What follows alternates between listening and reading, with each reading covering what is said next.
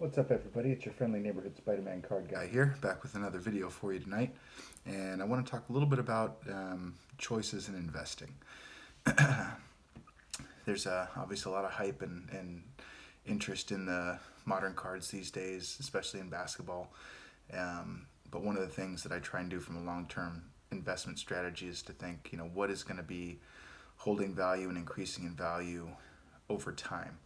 And I'll tell you that 99% of the players that are in the game right now are going to be completely irrelevant 10 or 15 years from now. And so if you're holding players thinking, that, Colin Sexton or, Keldon Johnson or, who knows, even Zion or John Morant, depending on how their careers go, more than likely they're not going to be all-time greats. They're not going to be Hall of Famers. They might not even win a championship. And so to be putting all your eggs in one basket or so much money towards some of these players, right now or that have a lot of hype, it's just very risky. Um, Personally, my investment strategy is to invest in some of those guys, buy the retail product and either rip it open and hope I get something good or sell the product and buy cards that I, want for my collection or I see value in from a money making standpoint that I can hold on to for a couple months or a year, a couple years, and then sell it for a nice profit.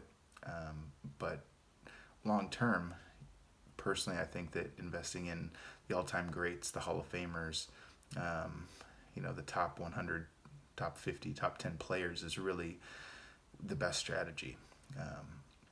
So I went to my local card shop today and bought something that I'll show you kind of as an example. But one of the things that I saw there was, pretty eye opening.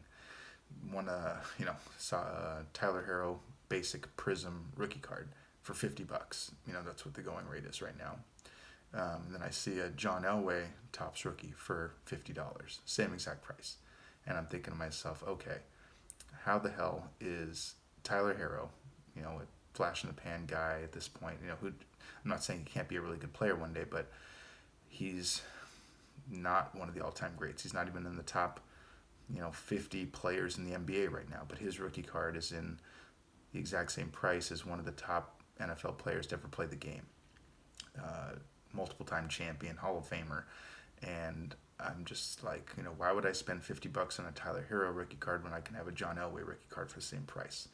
So, you know, my advice or things that I'm doing is, yeah, I'm buying retail product to open or to sell and buy some of the newer players that I think will be good and but long term I'm really not trying to hold these guys or these players for, you know, 10, 15, 20 years. I'd rather build my collection on solid iconic cards. And you're seeing that in the market right now. You're seeing the Jordans and, the Pippins and the Birds and the Magics and the, you know Montanas and all these all-time great players increasing in value because those cards, especially in good condition, are very rare, or at least not printed to the same extent that some of the newer stuff is. Because the reality is Prism and some of the stuff from the last couple of years is heavily produced. There's a ton of them out there, and like I said, these most of the players playing right now,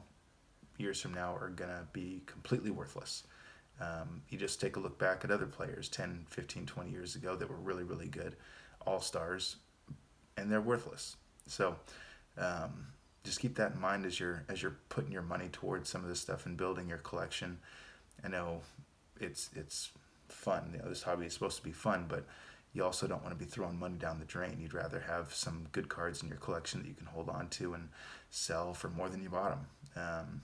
Grow that investment a little bit. So I'm going to show you something that I picked up at the local card shop today, kind of as an example of where I'm putting my money personally. And yeah, in the comments section, I'd love to hear what your strategy is and what you're doing, what you're putting your money towards.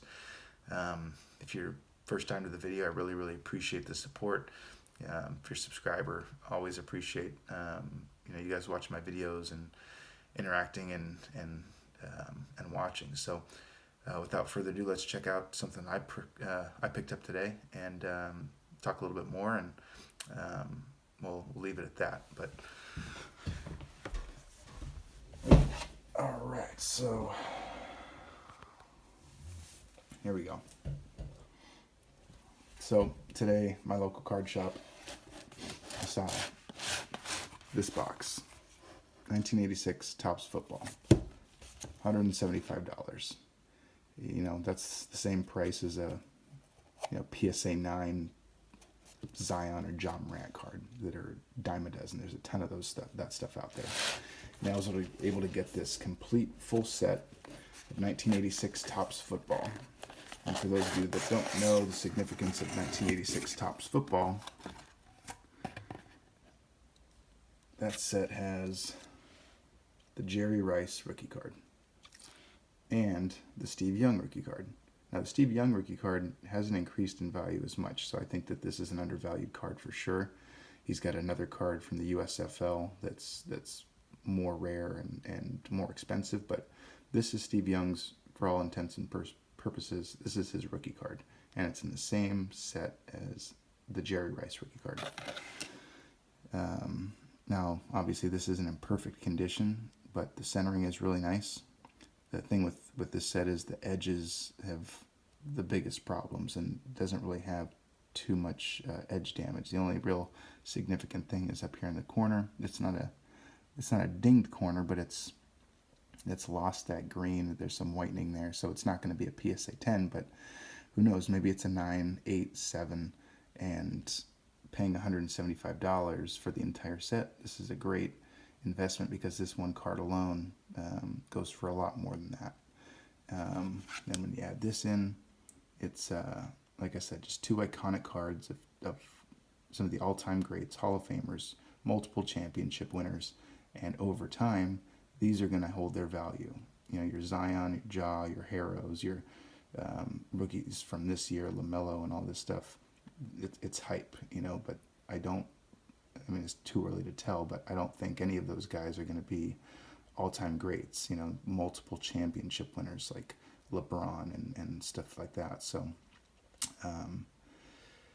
Mahomes is one of those guys that he's already won a Super Bowl, so I think that he's got some long-term value, but other guys like, Lamar Jackson or Deshaun Watson or, a ton of other guys that haven't won championships, they're not really going to hold their value for long-term, 5, 10, 15 years from now. So, like I said, was able to get this for $175, cash out the door, and I'm really happy with it. I think that this is definitely gradable. This one, the centering is definitely not as good, but these are the kind of cards that you always want to get graded just to have them graded, because over time it's going to get more and more expensive, and you're already seeing that, especially with the Jerry Rice card. If you kind of look over the last couple months, this card, I bought I think BGS 8.5 of this card a few months ago for $350 or something like that, and that same card is worth probably close to $1,000 now. So huge gains, and that's where I think smart investors are putting their money, is into some of these iconic players, these iconic rookie cards, because like I said, there's not as many of them out there, especially in good condition, and so if you can get your hands on one, buy it over something else.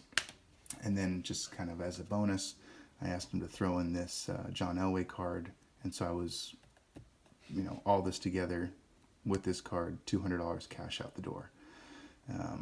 Again, this isn't a PSA 10, but it's got sharp corners, real nice surface, no issues that I really see aside from the centering. So this is probably a PSA 8, maybe a 9, maybe a 7, who knows. But again, it's worth grading, and he's an all-time great. So just one man's perspective, but again, would love to hear your strategy and what you're putting your money into in the comment section. And thanks for watching. I'll catch you next time.